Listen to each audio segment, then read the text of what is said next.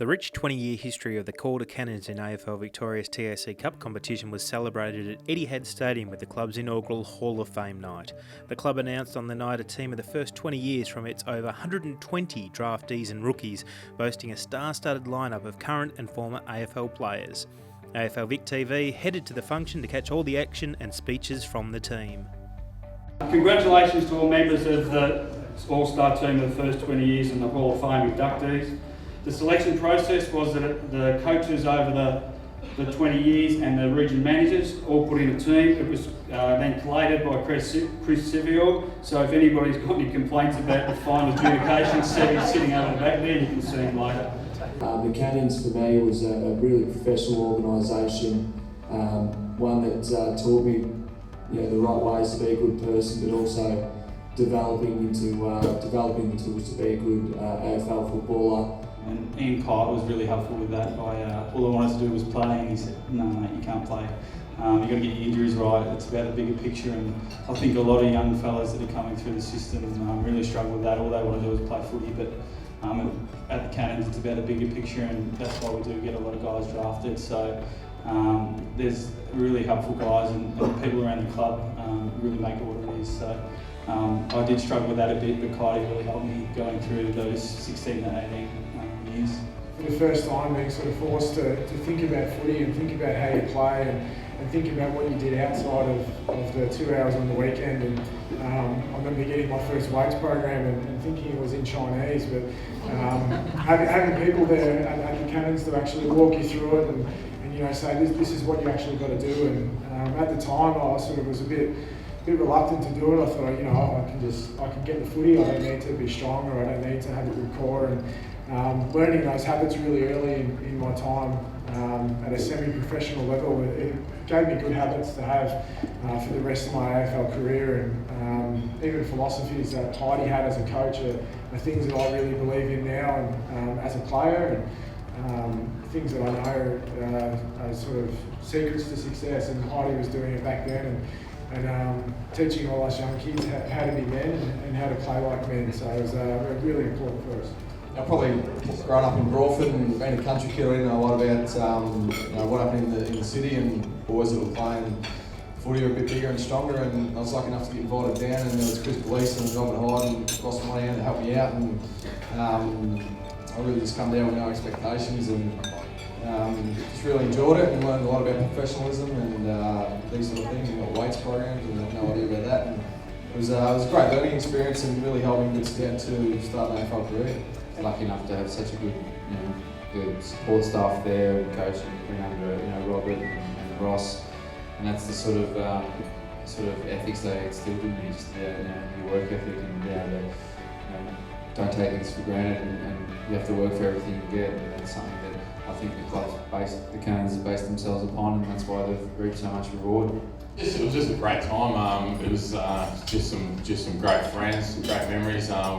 We won a grand final. Calder's first premiership in my first year. I remember I was really crook on the week of the grand final, and Heidi could have probably not played me if he wanted to, and I don't think I got a kick on grand final day. Actually, I was really crook. I had glandular fever at the end, but played with some great guys. Rodan's over there. Those great people. And then the next year we lost the grand final by a point. Stevie Dinell kicked like 5 goals in the second half and got Easton over the line. But just some of, like I said, some of the great memories I ever had. Yeah, mine was a bit different. I suppose everyone's spoken about how strong the culture is down in the Cannons and how much of a family club it is. I sort of played a handful of games at Keeler and got asked to come down to Calder, and I really wasn't sure about it, but because I was playing basketball and that sort of thing, I wanted to pursue that.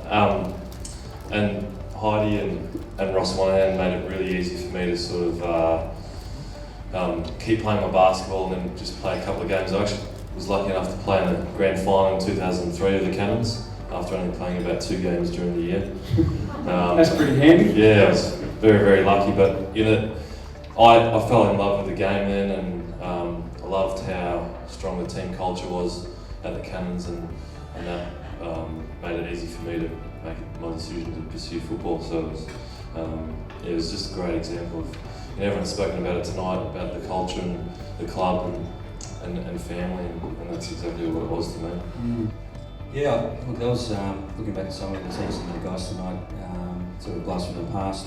Probably, the biggest highlight, I guess, in my career. I think more so because, I guess, like guys have mentioned, the relationships. It wasn't just me playing football, and I just wanted to, I guess, play at the highest level I could. I didn't know how high that was. And then also, I think it was more so coming from a sort of good, rich Fijian family. I was born over Fiji, came across here. Footy was the real, was probably the biggest thing that got us integrated into the community. It wasn't until we sort of went into football, we found friends outside of the Fijian community. And I think more so for my parents that really got into the club as well. I was probably late to training a lot, more than not. I'd like to thank Mum and Dad for everything that they did. Dad wasn't very punctual, so I blame him. It was a 20-minute trip, but we used to leave with 10 minutes to go. And and they were very understanding, but they made me, not just a better footballer, but a better person. And they made me realise, that I've got a great opportunity, and if I make the most of it and do everything I can, then who knows, the world's my oyster. And I'm glad that they showed me that path, and I thank them a lot. I'm standing here because of the stuff that they instilled in me, and that made me the person that I am today.